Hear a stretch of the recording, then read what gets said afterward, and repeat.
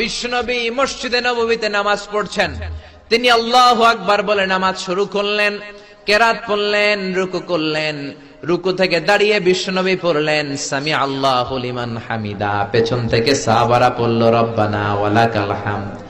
এক সাহাবী বাড়িয়ে অতিরিক্ত পড়লেন হামদান কাসীরান তাইয়িবান মুবারাকান ফি, ফিসফিসি আওয়াজে পড়ার কারণে বিশ্বনবীর কানে এটা চলে এসেছে। নামাজের পর বিশ্বনবী বললেন আমি রুকু থেকে দাঁড়িয়ে পড়েছি সামি আল্লাহু লিমান হামিদা, তোমরা পড়ার কথা ছিল শুধু রব্বানা ওয়ালাকাল হামদ, কে যেন একজন ফিসফিস আওয়াজে পড়েছো হামদান কাসীরান তাইয়িবান মুবারাকান ফি। কে পড়েছো? দাঁড়াও। কোন সাহাবী দাঁড়ায় না ভয়ে।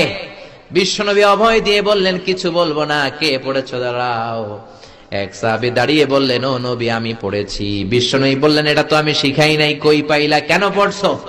সাহাবী বলে নবী গো, আল্লাহর তাসবিহ অল্প পড়লে আমার পোষায় না, এই জন্য আমি একটু বাড়িয়ে পড়েছি। আল্লাহু আকবার।